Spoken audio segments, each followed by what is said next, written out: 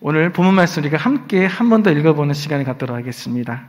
고린도전서 1장 18절에서 20절까지 말씀입니다. 고린도전서 1장 18절에서 20절까지 말씀 함께 읽겠습니다. 십자가의 도가 멸망하는 자들에게는 미련한 것이요 구원을 받는 우리에게는 하나님의 능력이라. 기록된 바 내가 지혜 있는 자들의 지혜를 멸하고 총명한 자들의 총명을 폐하리라 하였으니 지혜 있는 자가 어디 있느냐 선비가 어디 있느냐 이 세대의 변론가가 어디 있느냐 하나님께서 이 세상의 지혜를 미련하게 하신 것이 아니냐. 아멘. 저는 오늘 본문 말씀을 근거로 십자가의 선택이라는 제목으로 함께 십자가에 대해서 이야기를 나누려고 합니다. 한번 따라해 봅시다. 십자가의 선택. 십자가의 선택. 현재 우리는 사순절 기간을 보내고 있습니다. 사순절이란 여러분이 잘 아시는 것처럼 부활주일을 기준으로 주일을 제외한 40일의 평일을 말합니다. 그래서 일반적으로 계산하는 날수하고 조금 다릅니다. 주일을 빼야 되기 때문에. 이 기간을 보내는 동안에는 많은 성도님들이 자신이 할 수 있는 여러 가지 생활 습관들을 제안해서 예수님을 더 깊이 생각하고 또 기념하고 있을 것이라고 생각합니다. 어떻게 보면 이렇게 우리의 습관들, 우리의 삶을 제안하고 예수님을 묵상하는 것이 사순절을 더 뜻깊게 보내기 위한 우리들의 선택이라고 할 수 있죠. 우리가 이 세상을 살아간다는 것은 이와 같이 어떻게 보면 매일 선택을 하는 삶이라고 볼 수가 있습니다. 아침에 밥을 먹고 갈지 그냥 굶고 갈지, 오늘 저녁에 친구를 만날지 아니면 코로나니까 조금 위험하니까 집에 가서 그냥 쉴지, 이런 작은 선택에서부터 내가 어느 대학을 갈 것인가라는 선택, 그리고 내가 배우자를 누구를 만나서 어떻게 결혼할 것인가라는 선택, 집을 어느 곳에 구매를 해서 살 것인가라는 선택, 인생에 있어서 조금 중요하다고 말할 수 있는 선택까지 우리는 매 순간 하고 있습니다. 예전에 모 방송사 코미디 프로그램에서 인생극장이라는 코너가 있었습니다. 혹시 기억하시나요? 네. 이 코너의 특이점은 매주 벌어지는 사건에서 항상 두 가지의 선택의 길이 생기게 됩니다. 양쪽의 길을 모두 보여준다는 그런 특이점이 있는데, 여기서 유명한 유행어가 생기죠. 뭘까요? 그래, 결심했어. 이렇게 하면서 하나의 길을 선택한 것을 보여주고 그 다음에 선택을 또 보여줍니다. 보통 우리는 한 가지를 선택하게 되면 다른 한 가지를 포기하게 되죠. 이것이 자연적인 이치입니다. 이것을 기회의 비용이라고 말합니다. 우리는 보통 이 기회의 비용을 지불을 하고 한 가지를 선택하고 나머지를 포기합니다. 인생극장이 인기가 있었던 이유가 선택의 갈림길, 그 양쪽 모두를 간접적으로나마 체험할 수 있는 그런 이유가 아니었을까 생각을 해봅니다. 보통 우리는 한 가지를 선택하게 되면 선택하지 않은 것에 대해서 미련이 생기는 경우가 있을 수 있습니다. 처음 선택한 것이 아니라 다른 것을 선택했다면 어떤 결과가 있었을까? 내 인생이 조금은 바뀌지 않았을까? 아니면은 내가 조금은 다른 삶을 살지 않았을까? 이런 생각을 해보지 않은 사람은 아마 없지 않을까 생각합니다. 그렇기 때문에 우리의 삶은 이 선택이라는 것을 통해서 어떻게 살아가느냐가 결정된다고 볼 수가 있습니다. 그래서 성공적인 삶을 살아가기 위해서 우리가 필요한 것은 바로 올바른 선택, 그리고 포기한 것에 대해서 미련을 버리는 것이 아닐까 봅니다. 분명하지 못한 선택, 그리고 포기한 것에 대한 미련은 결국 그 선택을 후회하게 만들고 종국에는 실패를 낳게 됩니다. 이것은 예수님을 따른다고 말하는 그리스도인에게 있어서도 마찬가지입니다. 신앙 안에서도 동일하게 존재합니다. 스스로 결정한 선택을 성경에서는 이렇게만 말합니다. 자원한다. 자원한다라고 표현을 해요. 하나님께서는 광야에서 이스라엘에게 한 가지 명령을 내리십니다. 어떤 명령이냐? 성막을 만들라. 이스라엘이 지을 성막의 재료를 어떻게 구하느냐?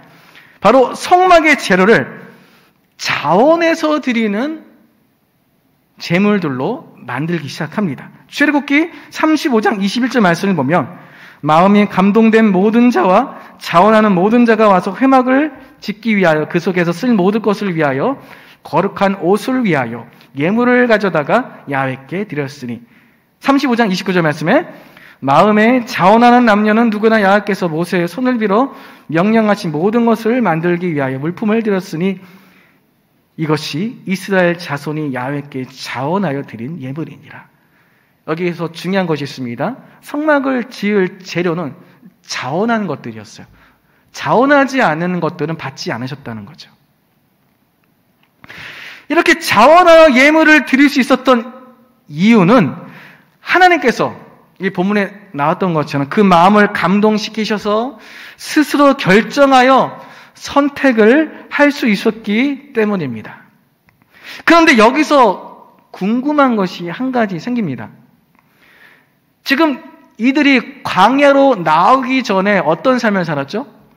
애굽에서 종으로 살고 있었죠. 그런데 이러한 은금 패물과 이러한 가죽이나 옷들이나 그 비싼 것들이 다 어디서 났을까요?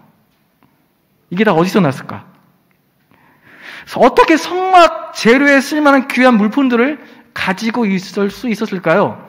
출애굽기 12장 35절에서 36절 말씀을 보면 이스라엘 자손이 모세의 말대로 하여 애굽 사람에게 은금 패물과 의복을 구하매 야훼께서 애굽 사람들에게 이스라엘 백성에게 은혜를 입히게 하사 그들이 구하는 대로 주게 하심으로 그들이 애굽 사람의 물품을 취하였더라. 자, 함께 읽은 이 출애굽기 말씀을 통해서 알 수 있는 것은 이스라엘 백성들이 가지고 있었던 패물과 의복들은 누구한테 취한 거예요? 애굽 사람들. 말이 좋아 취한 거지 강제로 뺏은 거나 다름이 없죠. 그동안 이스라엘이 종으로 살면서 받아야 할 정당한 품삯이라고도 할 수 있지만 결국 하나님께서 허락하신 은혜의 선물인 것입니다. 애굽 사람들은 이스라엘이 구하는 대로 모두 다 주었어요. 그래서 그들을 보냅니다. 왜 그랬을까요? 그들이 이랬던 이유가 33절에 등장을 해요. 12장 33절에 애굽 사람들은 말하기를 우리가 다 죽은 자가 되도다 하고 그 백성을 재촉하여 그 땅에서 속히 내보내려 하므로.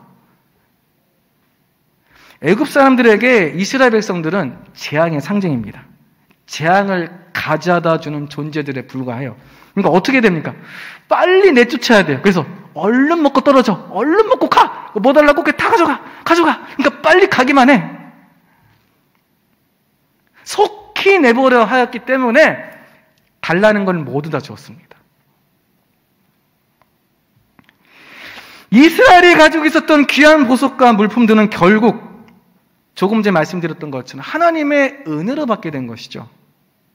하나님께서 애굽에게 그 10가지 재앙을 내리셨기 때문에 그들이 나오면서 그 은금 패물과 의복들과 여러 가지 값비싼 것들을 가져올 수 있었던 겁니다.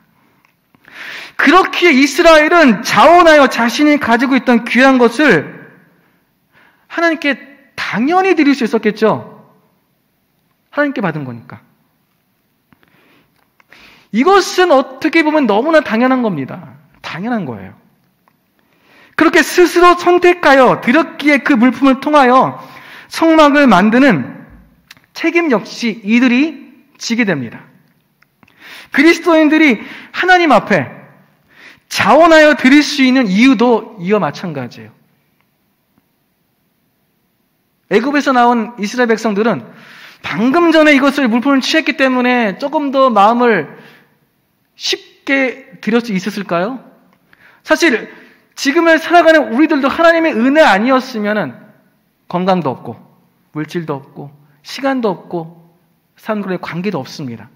이것을 모두가 알고 있어요. 다만 이것을 우리가 더 오랫동안 갖고 있었을 뿐이고 그 기간이 하도 오래돼서 잠시 잊고 있을 뿐이겠죠. 상황은 동일합니다. 애굽을 나왔던 이스라엘 백성들과.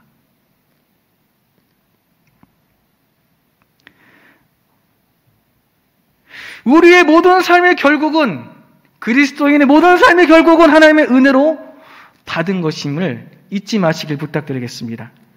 이렇게 하나님 앞에 스스로 선택하여 드릴 줄 아는 이스라엘이었습니다.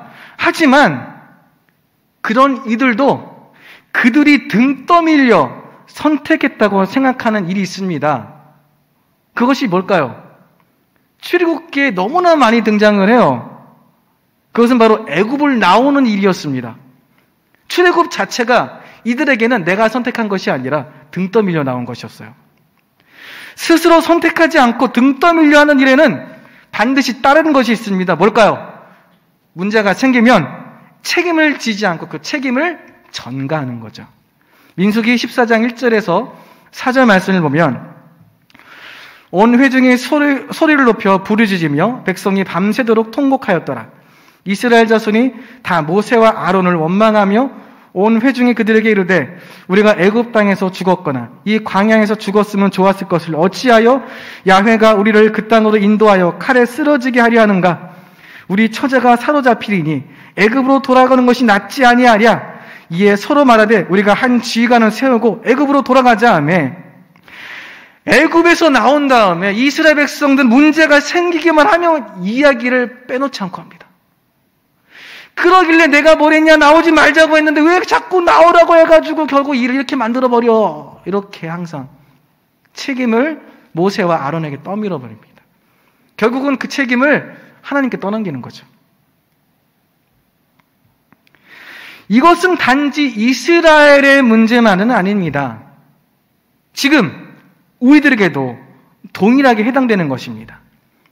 스스로 선택하여 결단하지 못한 것은 문제가 발생하게 되면 흔들리기 마련이고 결국은 스스로 책임지지 못하게 됩니다. 등 떠민 사람을 원망하겠죠. 등 떠민 사람한테 책임을 전가하겠죠. 우리가 선택해서 결단해야 하는 이유가 바로 여기에 있습니다. 하나님 앞에 우리가 자원해서 결단해야 되고 선택해서 결단해야 되고 그 결단의 책임을 내가 져야 됩니다. 이렇게 우리가 선택해서 결단해야 하는 여러 가지가 있는데 그 중에 중요한 것이 바로 이 세상을 살아가는 가치관에 관한 것입니다. 제가 이 강대상에 오르면 이 가치관에 대해서 아주 많이 얘기하죠. 우리는 하늘의 가치관을 선택해야 함을 알고 있습니다. 그렇죠? 하지만 많은 경우 등 떠밀려 선택하게 됩니다. 마치 이스라엘이 애굽을 나와야 하는 것을 알고는 있지만 등 떠밀려 선택한 것처럼 말이죠.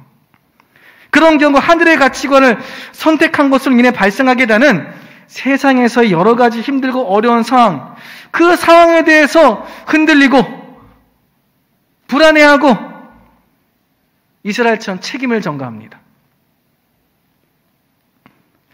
사실 하늘의 가치관은 세상의 가치관으로 볼 때 미련해 보일 수 있습니다. 왜냐? 손해를 봐야 하고 불편을 겪어야 하고 남들에게 져야 됩니다.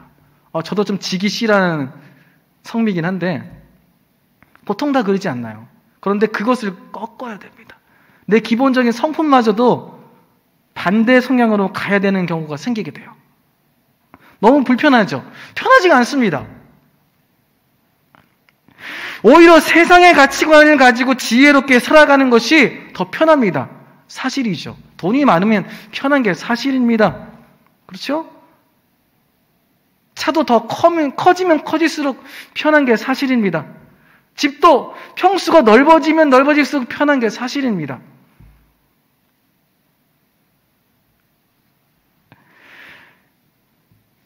오늘 우리가 함께 살펴본 고린도전서 본문에는 하늘의 가치관을 십자가의 도라고 말하고 이 세상의 가치관을 이 세상의 지혜라고 말하고 있습니다. 바울이 행하였던 핵심 사역은 십자가에 못 박히신 예수 그리스도를 선포하는 것이었어요. 그런데 이 십자가는 본문에서 이렇게 얘기하죠. 멸망하는 자들에게는 미련한 것으로 간주됩니다. 왜냐하면 십자가는 세상에 낙오된 죄인이 처형받는 틀이기 때문입니다. 하지만 이 십자가가 오히려 구원을 얻는 자들에게는 하나님의 능력이 된다고 이야기를 하고 있습니다. 이것은 하늘의 법칙은 이 세상의 방식과는 다르다고 우리에게 분명히 말하고 있습니다.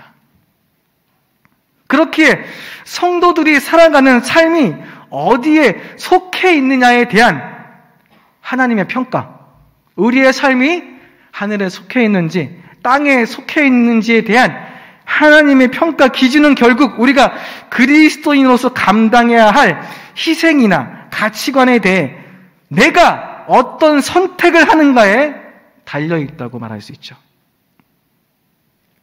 그렇게 사도 바울은 고린도 교회의 여러 가지 문제에 대해서 멸망하는 자들이 가지는 이 세상의 지혜를 따르지 말고 구원을 얻는 자들이 걸어가는 십자가의 도를 따라 예수님의 희생적인 십자가의 죽음을 서로에게 실천하기를 권하고 있습니다.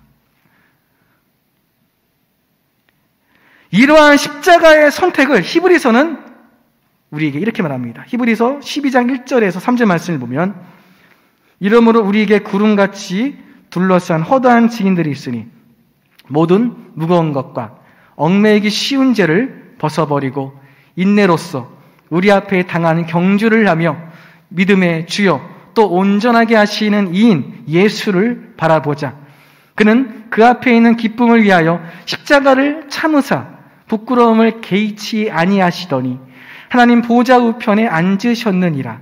너희가 피곤하여 낙심하지 않기 위하여 죄인들이 이같이 자기에게 거역한 일을 참으신 일을 생각하라. 십자가의 선택은 예수님처럼 희생을 참는 것이고 부끄러움을 개의치 않는 것이고 자기를 거역한 사람을 참는 것입니다.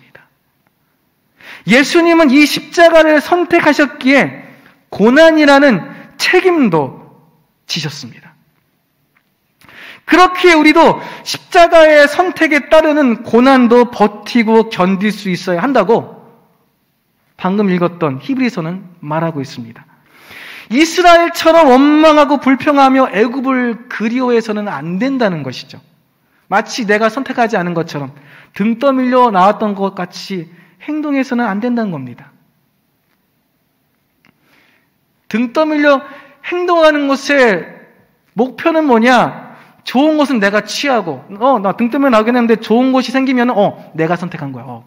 내가 잘했어. 그런데 안 좋은 거, 힘든 게 생기면 거봐 내가 안 한다고 했잖아.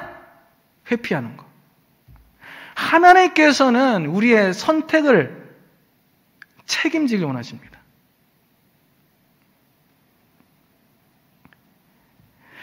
아버지 하나님과 아들 예수님이 선택한 십자가의 모형을 보여주었던 일화가 구약에서 등장하는데 그것은 아브라함이 이삭을 바치는 사건입니다. 여러분이 잘 아시는 사건이죠.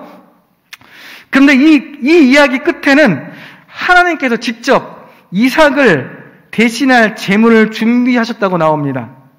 아브라함과 이삭은 그렇게 하나님께서 친히 준비하신 그 제물로 제사를 드리고 오게 되죠. 하나님께서 친히 준비하신 그 제물이 누구의 예표인지는 여러분 잘 아시죠? 바로 예수님이시죠.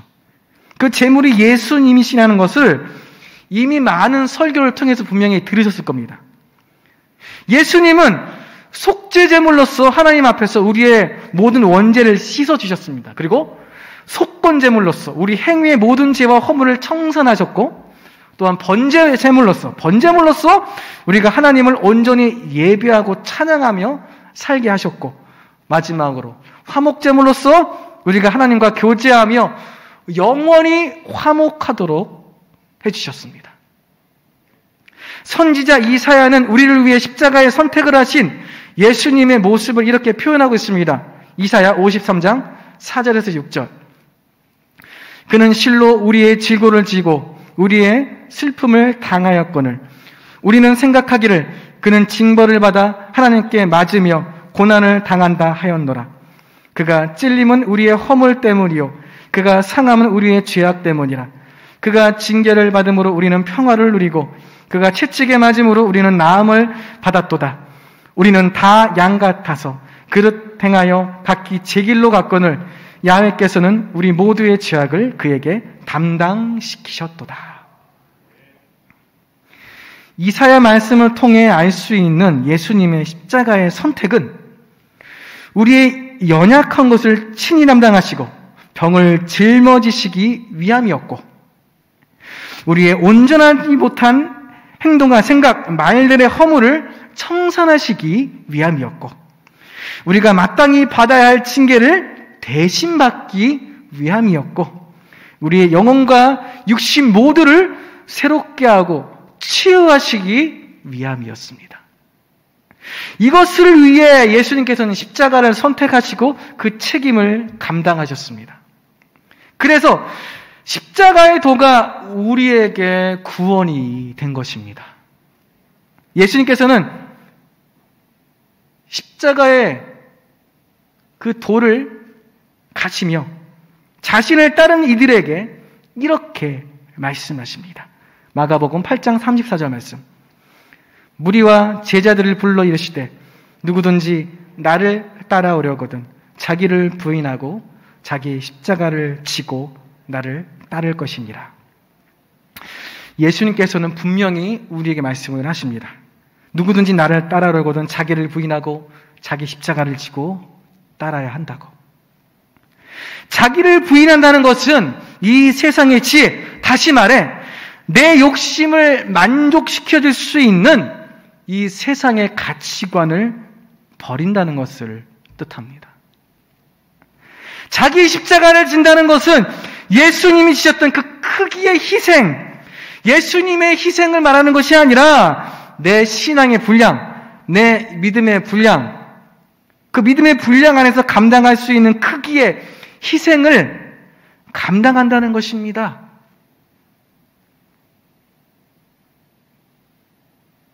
각자의 신앙의 분량에 맞게 십자가를 모두가 져야 한다는 거예요. 누구는 지고 누구는 지지 않는다는 게 아니라. 이렇게 말씀드리면 십자가가 좀 어렵게 느껴질 수도 있습니다. 그런데 결코 그렇지 않습니다. 자녀들이 태어나면은 유치원부터 시작해서 대학교까지 다 교육을 시키죠. 어떻게 맞게? 교육 수준에 맞게, 그 나이에 맞게, 그 나이에 맞는 교육을 통해서 성장하게 되는 거겠죠. 마찬가지입니다. 신앙의 분량에 맞는다는 것은 초신자는 초신자에 맞는 희생이 있는 것이고 집사님은 집사님에 맞게, 장로님은 장로님에 맞게, 목회자들은 목회자들에 맞게 하나님께서 원하시는 희생을 할 줄 알아야 된다는 것, 십자가를 질 수 있어야 된다는 것, 바로 그것을 말하고 있는 것입니다. 이것을 예수님께서 십자가의 고난을 감당하셨듯이 우리의 삶에 찾아올 수 있는 성도로서의 고난을 감당하는 것을 의미하기도 합니다. 성도로서의 고난. 물론 이것은 누구에게 등 떠밀려 해서는 그 고난을 감당하지 못합니다. 고난은 내가 견뎌야 되는 것인데 견딜 수가 없습니다. 왜냐? 내가 등 떠밀렸기 때문에. 내가 책임지지 못합니다. 내가 자원해서 선택하지 않았기 때문에. 내가 스스로 선택해서 결정해야 이 모든 것을 감당할 수 있습니다. 이렇게 십자가를 선택해서 살아가는 삶은 예수님께서 받으셨던 것처럼 세상 사람들의 조롱을 받을 수도 있습니다. 마가복음 15장 31절 말씀. 그와 같이 대제사장들도 서기관들과 함께 희롱하며 서로 말하되 저가 남은 구원하였으되 자기는 구원할 수 없도다. 사람들은 십자가에 달리신 예수님께 이렇게 말합니다. 남은 구원하였으면서 왜 자기 스스로는 구원하지 못하냐. 이 말은 무지에서 비롯된 말이기도 하지만 실제로는 십자가의 진정한 의미를 알려주는 말이기도 합니다. 우리를 구원하기 위해 예수님께서는 스스로를 충분히 구원할 수 있음에도 자기를 희생해서 자기를 사망에 던져 놓으셨던 것처럼 우리도 나를 위해서가 아니라 내 옆에 있는 이웃을 위해서 희생할 수 있어야 됩니다. 제가 예전에 청년들이나 청소년들에게 이런 말을 했었습니다. 여러분이 잘 아시는 말이기도 해요. 우리나라에서는 이런 말 하죠. 공부해서 남주냐 이렇게 표현을 하죠. 그런데 사실 그리스도인들은 공부해서 남줘야 된다는 거. 이건 뭐 제가 먼저 시작한 말은 아닙니다. 이미 많이 알고 있는 말이에요. 그리스도인들은 공부해서 남줘야 된다. 그리스도인들이 가져야 할 가치관은 세상과는 다르다는 것을 잊지 말아야 합니다. 세상과 똑같은 가치관을 가지고 있다면 그리스도인이 아니죠.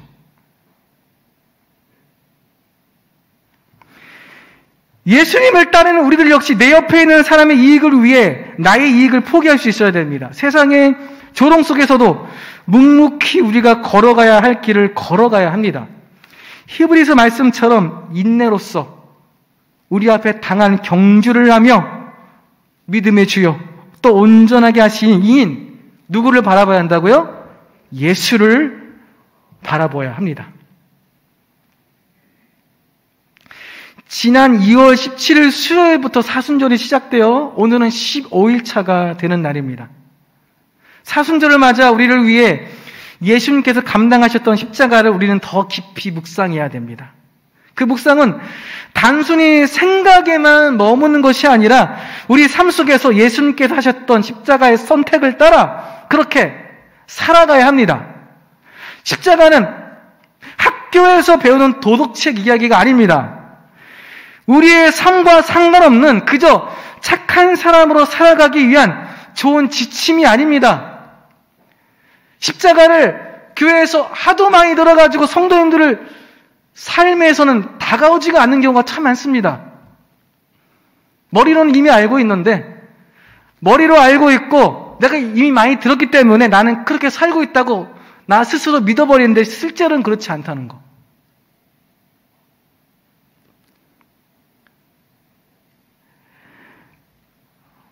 예수님을 따르는 그리스도인이라면 마땅히 선택하고 따라야 할 우리가 살아가는 방식이 바로 이것임을 잊지 마시기 바랍니다. 오늘 본문은 우리에게 이렇게 말합니다. 고린도전서 1장 18절에서 20절 말씀. 십자가의 도가 멸망하는 자들에게는 미련한 것이요 구원을 받는 우리에게는 하나님의 능력이라. 기록된 바 내가 지혜 있는 자들의 지혜를 멸하고 총명한 자들의 총명을 폐하리라 하였으니 지혜 있는 자가 어디 있느냐? 선비가 어디 있느냐? 이 세대의 변론가가 어디 있느냐? 하나님께서 이 세상의 지혜를 미련하게 하신 것이 아니냐?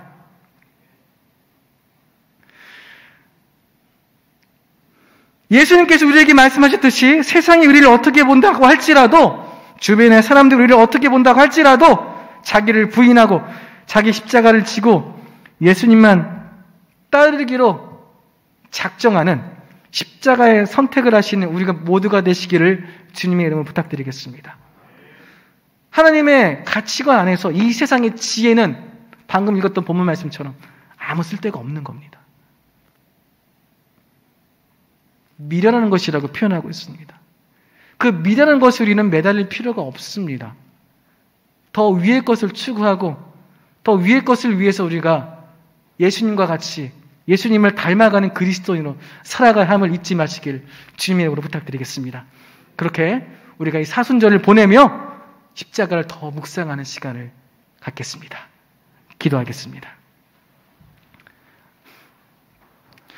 하나님,